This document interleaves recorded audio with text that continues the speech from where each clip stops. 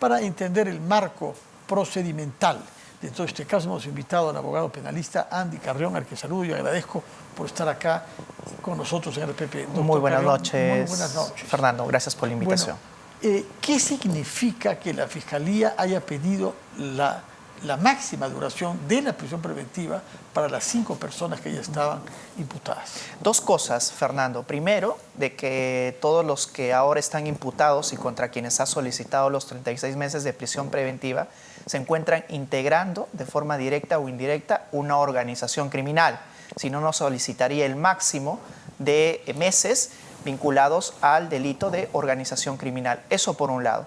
Y por otro lado, Fernando, el hecho de que durante estos 10 días que ha durado la detención preliminar, ninguno de ellos, contra quienes se dictó esta medida de detención preliminar, ha logrado persuadir a la Fiscalía, en base, me imagino, a información novedosa que han aportado durante esta detención preliminar, de que sí pueden someterse a un procedimiento de colaboración eficaz. Porque si ese hubiera sido el caso, en contra de alguno de cualquiera de los 5, la Fiscalía se habría abstenido de solicitar la prisión preventiva en atención a la información valiosa que hubiera obtenido la Fiscalía de cara a este procedimiento que ya deviene en una investigación preparatoria. Y eso yo creo que es especialmente grave para los que están implicados en este caso, Fernando, puesto que yo creo que sí existen elementos sólidos para que la Fiscalía afiance su pedido de prisión preventiva. Ya no estamos hablando solo de 10 días, sino estamos hablando del plazo máximo, que es de 36 meses, que algunos incluso califican como una pena adelantada, más aún que están vinculados a una organización criminal. En el caso de Sada Goray, por ejemplo, Fernando, lo que sostiene la Fiscalía es de que ella sería la coordinadora de esta organización criminal.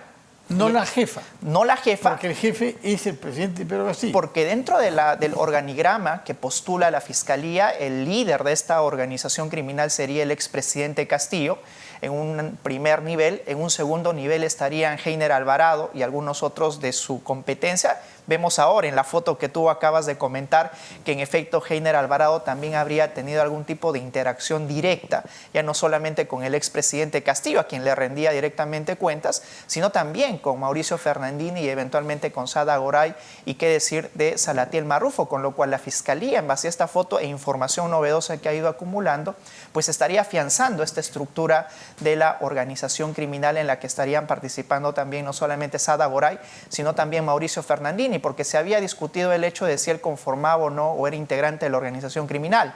Pero respecto a Mauricio Fernandini, lo que sostiene la Fiscalía es de que estaría incurso en el delito de colusión agravada, grado de complicidad, pero con la agravante de que se cometió ese delito en el marco de una organización criminal, lo que hace que las penas sean especialmente altas. Cuando uno imputa el delito de colusión agravada en el marco de organización criminal, estamos hablando de sanciones que pueden ir hasta los 20 años de pena privativa de libertad, con lo cual también se condice proporcionalmente el plazo de 36 meses solicitados por la Fiscalía. Hasta 20 años, dice.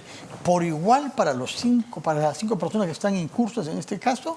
¿O hay ahí jerarquías de responsabilidad? Bueno, siempre hay jerarquías de responsabilidad que pueden ser estructuradas o valoradas una vez el juez ya en un proceso penal pueda identificar cuál ha sido el rol específico que han jugado dentro de toda esta organización, porque los roles también son diferenciados y los aportes son distintos. No es el aporte igualitario, por ejemplo, que haya aportado Salatiel Marrufo en esta organización criminal que la de Pilar Tijero o la del mismo Mauricio Fernandini, o el rol preponderante que le ha otorgado Fernando a Sada Goray, la Fiscalía, al ponerla, calificarla como una coordinadora de una organización criminal. Así es que esas penas son especialmente altas, Fernando, y veamos si es que la Fiscalía el día de mañana logra sustentar el peligro de obstrucción o el peligro de fuga, que en este tipo de audiencias es lo determinante. Puede haber un grave y fundado elemento que vincule a los imputados con la comisión del delito, con este, digamos, organigrama de la organización criminal que ha postulado la Fiscalía, pero lo determinante en este tipo de pedidos es que la Fiscalía sustenta el peligro de fuga y o el peligro de obstaculización, que al parecer en el caso de Sada Goray sí es un caso, digamos, más justificado, ¿no? Y patente. Vivía en el extranjero. Por supuesto, además de estos trámites de las visas que tenía, la eventual obtención de una segunda nacionalidad en República Dominicana o el hecho de residir solamente en el extranjero Y también en el caso de Mauricio Fernandini, un elemento importante que ha tomado la Fiscalía es el hecho de desprenderse de sus bienes en una donación que realizó a su hermana, así como también las diversas versiones que mantuvo respecto a la participación en este procedimiento de confesión sincera, porque la Fiscalía también ha mencionado que no habría tenido una versión coherente Mauricio Fernandini, y en ocasiones estas diversidades de versiones hacen que la Fiscalía lo sustente como un peligro de obstrucción, porque simplemente no está coadyuvando a una investigación que lleva adelante la Fiscalía. Ahora, usted dice que si hubieran ellos sido capaces de aportar alguna información nueva e importante, sustantiva, habría habido menos severidad en el plazo impuesto o solicitado como prisión preventiva. Quiere decir que, por ejemplo, se hubiera podido saber, porque acá lo relevante políticamente es si hay un vínculo directo con el presidente Castillo. Naturalmente la presencia de Heiner Alvarado lo acerca, porque esta es una persona que tenía un vínculo estrecho, mucho más que quizás otros, pero ¿qué podemos deducir de esta decisión de imponer el máximo como prisión preventiva? El plazo máximo que ha solicitado la Fiscalía deviene en una circunstancia especial como un indicador de que los que están ahora siendo investigados no habrían logrado acceder a un procedimiento de colaboración eficaz, puesto que en rigor la Fiscalía no ha obtenido de ellos información que pueda llevar no solamente a afianzar su hipótesis incriminatoria respecto a quienes vienen siendo investigados, sino, por ejemplo, como tú lo mencionaste, cuál fue el rol determinante que jugó, por ejemplo, Heiner Alvarado dentro de toda esta organización, o incluso el propio rol del expresidente Pedro Castillo, porque lo único que tenemos por un lado son las versiones de Salatiel Marrufo de las entregas de dineros a el expresidente Pedro Castillo y algunos de sus familiares, pero hubiera sido importante, por ejemplo, que algunos de los que vienen siendo investigados aporten algún tipo de elemento adicional que pueda sustentar o justificar esa imputación. De haber sido ese el caso, Fernando no habría solicitado una medida cautelar tan severa como la de 36 meses. Ese es el plazo máximo, Fernando. Hubiera quizás solicitado un tiempo menor, o incluso se hubiera abstenido de solicitar una prisión preventiva y solicitar simplemente una comparecencia con restricciones. Y aquí también se debe resaltar otro tema, Fernando, y es el hecho de que Sada Goray estaba dentro de un proceso de colaboración. Ella misma lo había afirmado, la Fiscalía a través de algunos voceros también lo habían señalado, pero ya el hecho de que no solamente haya solicitado la detención preliminar, sino que ahora la prisión preventiva por 36 meses hace pensar de que ya han fracasado todos los intentos por someterse a este procedimiento, incluyendo el pronunciamiento que el día de ayer realizaron los familiares de propia Sada Goray. Le iba a preguntar sobre eso, porque entre otras cosas han dicho que la fiscal de la Nación personalmente viajó a los Estados Unidos para participar en las diligencias fiscales con Sada Goray. ¿Qué piensa usted de eso? El día de hoy también declaró el fiscal adjunto Marco Huamán, el fiscal supremo adjunto, y señalando lo que normativamente corresponde. ¿Pero dijo que no había ido? No dijo ello, simplemente señaló de que las competencias estaban claramente delimitadas, que la fiscal de la Nación únicamente investigaba a altos funcionarios, entiéndase el expresidente Castillo, Heiner Alvarado, entre otros ministros, pero que de los otros intervinientes dentro de esta supuesta organización, los competentes eran quienes conformaban el equipo especial contra la corrupción del poder. Y son ellos los únicos competentes para llevar adelante esta negociación del procedimiento de colaboración eficaz. Por ejemplo, otorgarle protección a cambio de información fidedigna que pueda vincular a los demás integrantes. ¿Pero puede otorgar la fiscal de la Nación como titular del Ministerio Público? ¿Puede ella otorgar? Ella no tiene que ver con el caso. Competencialmente no tiene ninguna posibilidad. Lo que ha dicho el señor Guamán, ¿no? Que es un fiscal cercano a ella. Por supuesto. De su gabinete, ¿no? Competencialmente la fiscal de la Nación no tiene ninguna posibilidad de otorgar algún tipo de beneficio. Así es que lo que han señalado los familiares tendrían que ellos en realidad probar, ¿no? ¿Cómo? ¿Cómo pueden probar? Me parece que hay una publicación de la Agencia Oficial del Estado, Andina, dando cuenta de la presencia en Estados Unidos el 8 de febrero de la fiscal Patricia Benavides para gestiones reservadas. Y ese es el punto, que esas gestiones reservadas, al menos por parte de la Fiscalía de la Nación, no pueden ser ventiladas, y la única parte que sí podría hacerlo serían los mismos familiares de Sada Goray, que están afirmando que en rigor la fiscal de la Nación habría participado de una reunión con un ofrecimiento de encubrirla, digamos, o de protegerla de cara a la persecución, como en este caso de Pero ¿en qué sentido podría eso protegerla? Porque si ellos probasen de que la señora Benavides en efecto viajó y tuvo que ver con el asunto, cosa que han sugerido que haría en el curso de una conferencia de prensa anunciada, pero no realizada todavía, aún si fuera el caso, ¿en qué cambia eso la situación de Saada Goray? Es que tanto es así que no cambia la situación, Fernando, de que la Fiscalía ha insistido con la solicitud de los 36 meses de prisión preventiva, a pesar de que el día de ayer, cuando todavía no se sabía ciencia cierta... Pero eso no tiene nada que ver con la fiscal de la Nación tampoco. Por supuesto. Son fiscales independientes. Son fiscales... No es la fiscal de la Nación que está teleguiando esto, Por ¿no? supuesto, son fiscales competencialmente hablando independientes. La fiscal de la Nación únicamente direcciona sus ámbitos investigativos en contra de altos funcionarios y el equipo especial contra la corrupción del poder contra, por ejemplo, Salatiel Marrufo, Saada Goray y los demás que estén vinculados a esta investigación. Y quien lo afirma tiene que probarlo. Así es que en este caso quienes están llamados a probar si se ha realizado alguna reunión subrepticia por parte de la fiscal de la Nación serían precisamente los familiares quienes lo afirman. De acuerdo. Entonces lo que podemos concluir es que si se está pidiendo la pena máxima, según usted, es porque la Fiscalía ha considerado que ninguno de los 5 imputados tiene información que dar a cambio de la cual se puede buscar un régimen más benigno, penal, ¿no? En efecto, Fernando, y ese es un actuar usual que la Fiscalía tiene cuando solicitan estos plazos de detenciones preliminares, por ejemplo, por el plazo de 10 días. Siempre hay una competencia por ver quién llega primero con una información novedosa, fidedigna. No ha habido en este caso. Pero sí. en este caso todo apunta, y ya estoy hablando únicamente de los hechos por el pedido de prisión preventiva de 36 meses, todo apunta de que eso no se ha logrado. Salvo el día de mañana existe alguna sorpresa en la que el fiscal diga me abstengo o retiro la solicitud en contra de alguno de ellos, pero es poco probable de que ello suceda. ¿Qué cosa puede suceder? Sí. Más bien vamos a tener una sesión con los 5 imputados, con 4 por lo menos, porque hay uno que está prófugo. Pero ese prófugo puede participar a través de su abogado, e incluso él, vía Zoom. Claro que sí, ya han habido otras audiencias en las que participa, por ejemplo, el juez supremo Inostroza Pariachi. A él se le ve en el canal del Poder Judicial participando en múltiples audiencias sin que sepamos exactamente cuál es su paradero. Y su abogado naturalmente tiene el derecho también de participar.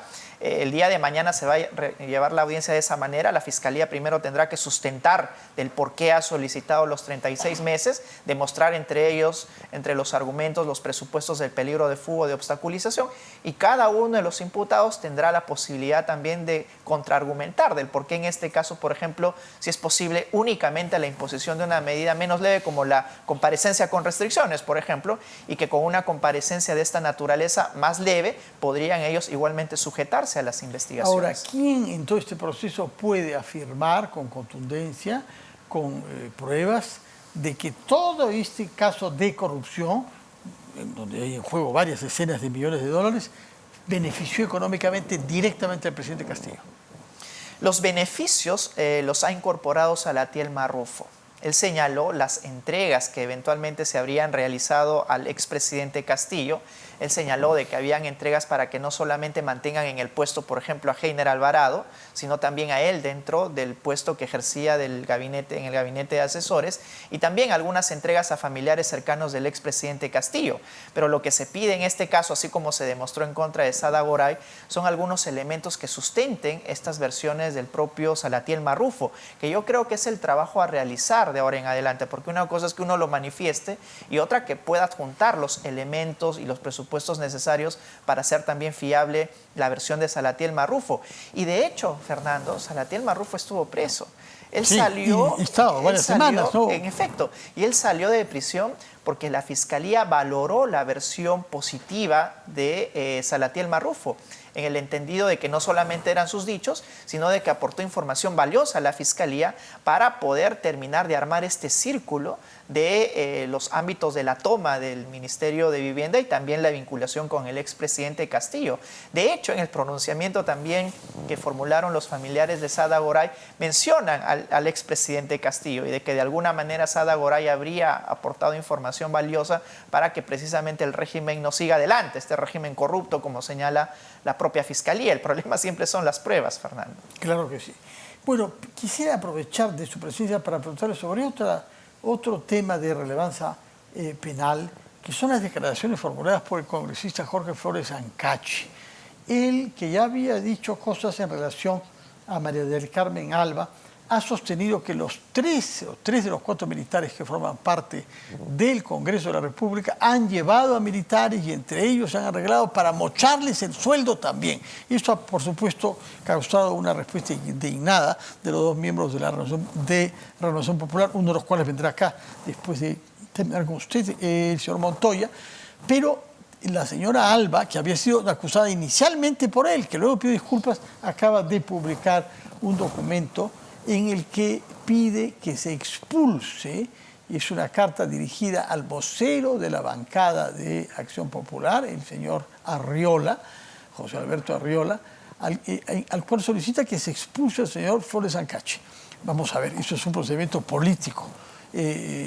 Lo que pasa con una bancada no tiene relevancia penal, me parece, es un asunto entre ellos, ¿no? Es un asunto que se va a decidir en el Parlamento, las comisiones primero políticas que tengan que ver con la expulsión, como ahora lo está solicitando, o si en la Comisión de Ética, aunque también ha habido todo un pronunciamiento por parte del presidente del Congreso de que ya en efecto existe... Él ha pedido que de oficio la Comisión de Ética... la Comisión de Ética aborde el tema de Jorge Flores Ancachi, pero también corre paralelamente el caso penal, Fernando. Paralelamente, ¿qué inmunidad, qué defensa particular tienen los congresistas en un caso de denuncia penal? Que no la hay todavía, tengo entendido. Ya no la hay. Antes había el antejuicio para los propios congresistas. El día de hoy, si se identifica uno de estos actos que se enmarcaría dentro del delito de concusión, que es el delito por el cual la Fiscalía ha estado investigando a todos, así denominados los mochasueldos, pues la Fiscalía abrió investigación contra muchos congresistas a pesar de que seguían en el ejercicio de sus funciones.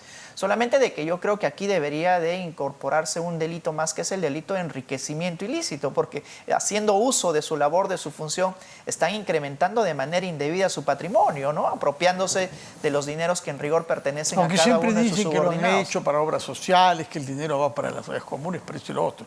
Nadie dice que es para algo así, ¿no? Como Sada Goray cuando dijo que lo hacía por el Perú, por los pobres, para que puedan acceder a una vivienda.